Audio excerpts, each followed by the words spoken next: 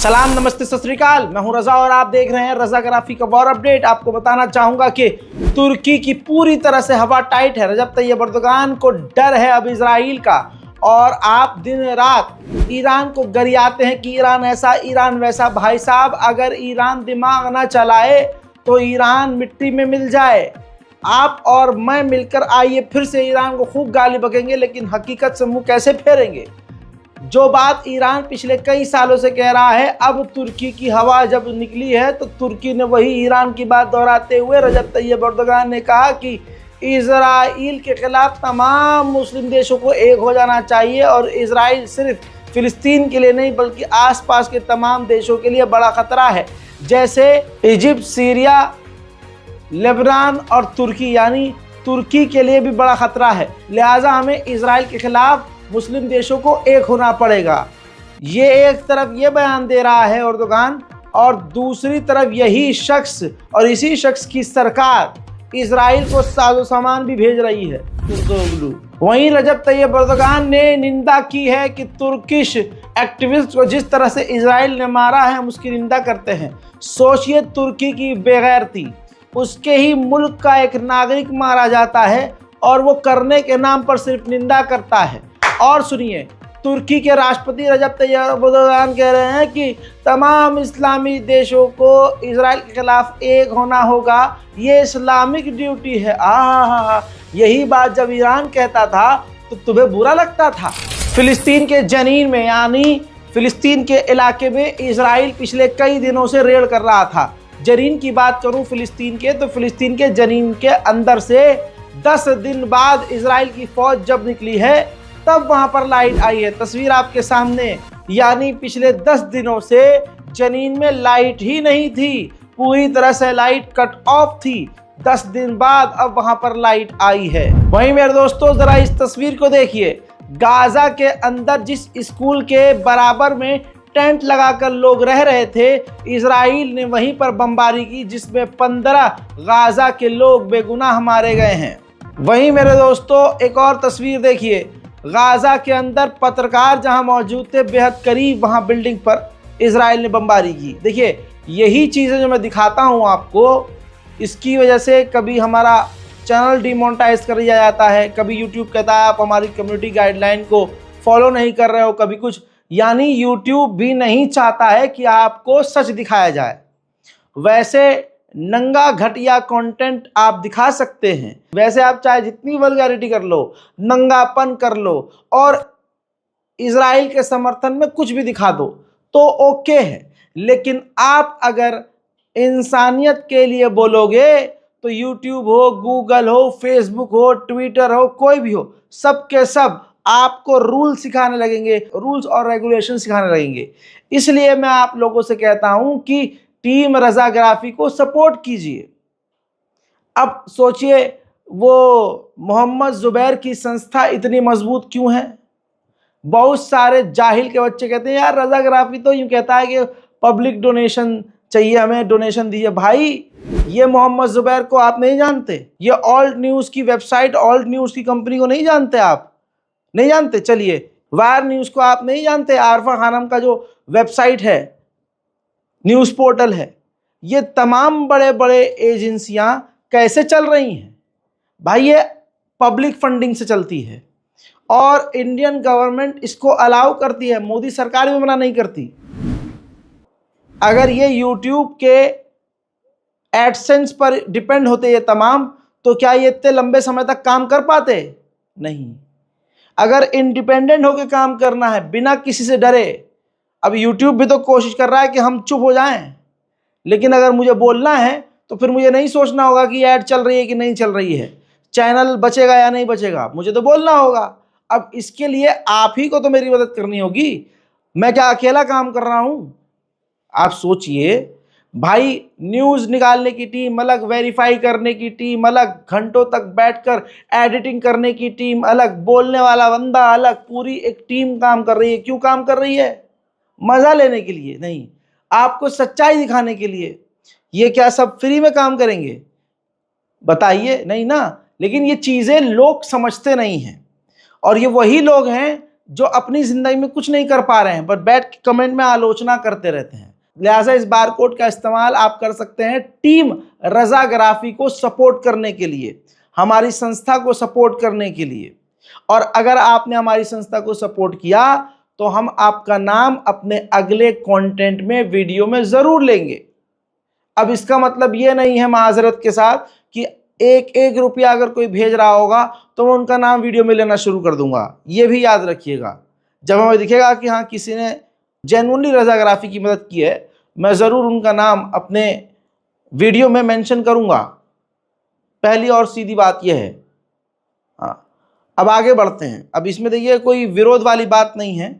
और हाँ, याद रखिएगा रजाग्राफी को जब आप रजाग्राफी के लिए कोई फंड करें तो बिना कुछ लिखे आप फंड कर सकते हैं, लेकिन अगर गाजा और फिलिस्तीन के लिए आप फंड करेंगे तो आप यूपीआई करने से पहले जहां आप अमाउंट डालते हैं उसके नीचे फिलिस्तीन और गाजा ज़रूर लिखेंगे, फिलिस्तीन या गाजा, ताकि हमारे अकाउंट डिपार्टमेंट को अलग करने में, सेपरेट करने में कोई दिक्कत ना हो। समझ गए? और अगर आपने बिना फिलिस्तीन लिखे फिलिस्तीन का डोनेशन कर दिया तो कंफ्यूज होने की और परेशान होने की ज़रूरत नहीं है। स्क्रीनशॉट लीजिए, razagrafi@gmail.com पर स्क्रीनशॉट भेज के हमसे कंफर्म कर लीजिए या सीधा हमको भेज दीजिए, हम खुद एक्नॉलेज कर लेंगे। गाजा के अंदर अल जला स्ट्रीट है जिसे इजराइल ने हाल फिलहाल में बर्बाद किया है, उसकी ताज़ा तस्वीरें हमारे सामने हैं, देखिए। तखयल शरअ जला कन मलियाक़तिन मुदखलत الدبابات فيه وما إلى ذلك خلال 6 ساعات وبقوة شبابنا جبارين نظفوا وجرفوا وحده। उधर इजराइल की मिलिट्री वेट कर रही है कि गाजा के 3 लाख लोगों को नॉर्दर्न गाजा से निकाल के कहीं और भेज दें। कहाँ भेजें ये नहीं पता, लेकिन इजराइल की फोर्स इजराइल की गवर्नमेंट के अप्रूवल का इंतजार कर रही है। गाजा के मुताबिक, गाजा की गवर्नमेंट अथॉरिटी के मुताबिक इजराइल गाजा की 75% जो बिल्डिंग्स है, इंफ्रास्ट्रक्चर्स है, बर्बाद कर चुका है और लगातार बर्बादी बढ़ाता जा रहा है। ऊपर से इस ग्राफिक्स के मुताबिक आप देख सकते हैं 70% रेजिडेंटल एरिया बर्बाद कर चुका है इजराइल। इसके अलावा 10% आबादी मारी गई है या घायल है और 90% आबादी डिस्प्लेस हो चुकी है, अपने घरों से बेघर हो चुकी है। आप दर्द को समझ सकते हैं फिलिस्तीनियों के? आइए दर्द दिखाता हूं। बच्चे खड़े हैं, इनकी आंखों के सामने रजबी फैमिली के, वेस्ट बैंक में रजबी फैमिली है, उनके मकान को उन्हीं की आंखों के सामने तोड़ा जा रहा है। बच्चे अपने मकान को टूटता हुआ देख रहे हैं। वेस्ट बैंक और फिलिस्तीन के तमाम इलाकों में रोज फिलिस्तीनियों के मकानों को तोड़ा जा रहा है। Turkish activist, Turkish American activist Israel के स्नाइपर के द्वारा मारी गई है। उनके सर में, ये जो आप शहीद लड़की खूबसूरत देख रहे हैं, जिसके पास तुर्की और अमेरिकी दोनों की नागरिकता थी, इजराइल में फिलिस्तीन के इलाकों में ये होते हैं शेर दिल। ये खुल्लम खुल्ला विरोध कर रही थी मकानों को, फिलिस्तीनियों के मकानों को तोड़ने का और फिलिस्तीनियों के ऊपर हमला करने का। इजराइल के स्नाइपर ने निशाना तान कर आयशा नूर के सर में गोली मारी। ये साबित हो गया है। इजराइल की खतरनाक जासूसी एजेंसी है शिन बेट, उनके पूर्व डायरेक्टर ने कहा है कि इजराइल सिर्फ और सिर्फ, यानी नेतन्याहू सिर्फ और सिर्फ बॉर्डर पर, फिलाडेल्फी कॉरिडोर पर इसलिए रुकना चाहता है ताकि वो अपनी सरकार बचा सके। हजरात मोहतरम, आपको बता दूं कि इस महिला को देखिए, ये फिलिस्तीनी नहीं है, ये इजरायली महिला है जो हमास की कैद से आज़ाद हुई थी। अब ये वीडियो बनाकर इजरायलियों से मांग कर रही है कि नेतन्याहू नहीं मान रहा है, वो अपने मफाद के लिए जंग बढ़ा रहा है, लिहाजा इजराइल के लोगों को, तमाम लोगों को सड़क पर यानी रोड पर आकर प्रदर्शन करना चाहिए। वहीं एक हॉस्टेज, एक कैदी, इजरायली कैदी की मां ने कहा है अब वक्त आ गया है पूरे देश को हिला देने का, ताकि नेतन्याहू प्रेशर में आए और हमास से डील करे। उधर 61% इजराइल के लोग नेतन्याहू पर भरोसा नहीं कर रहे हैं कि वो इस जंग को सही से चला रहा है, बल्कि 61% लोग मानते हैं इजराइल के कि नेतन्याहू फेल हो गया है। डेनमार्क से एक वीडियो आया है, देखिए। डेनमार्क में एक बाप बेटे टी शर्ट पहनकर, टी शर्ट पर लिखा था बायकॉट इजराइल, एक पार्क के अंदर जा रहे थे, लेकिन पार्क की अथॉरिटी ने, डेनमार्क की अथॉरिटी ने पार्क के अंदर जाने नहीं दिया, सिर्फ इसलिए क्योंकि बायकॉट इजराइल की टी शर्ट इन्होंने पहनी हुई थी। वहीं इजराइल के खिलाफ लंदन में प्रदर्शन तेज हो गए हैं।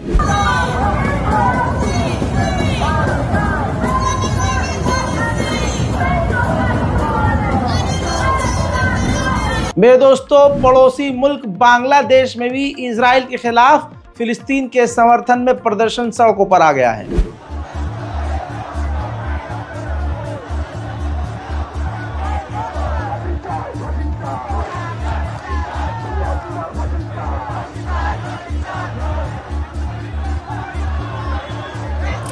दर्जनों पाबंदी के बावजूद कनाडा में भी फिलिस्तीन के लिए प्रदर्शन।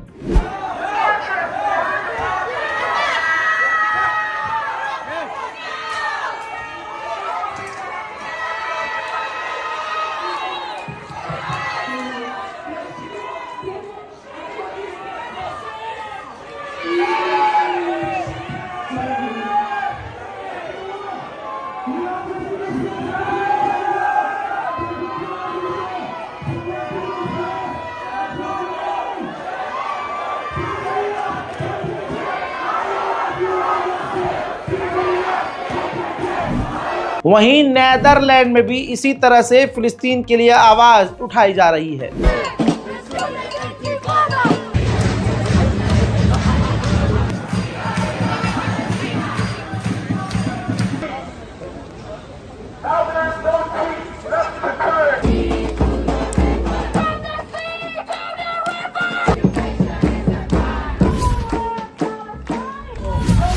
इजराइल की ये जो गवर्नमेंट है, इसकी वजह से पूरा इजराइल एक तरह से गृह युद्ध में जा चुका है। जरा इस तस्वीर को देखिए, ये इजरायली लोग इजराइल की जेल के बाहर ही प्रदर्शन कर रहे हैं, क्योंकि इजराइल की पुलिस ने कल बेंजीवीर के ऊपर एक इजरायली महिला को रेत फेंकने के जुर्म में गिरफ्तार कर लिया।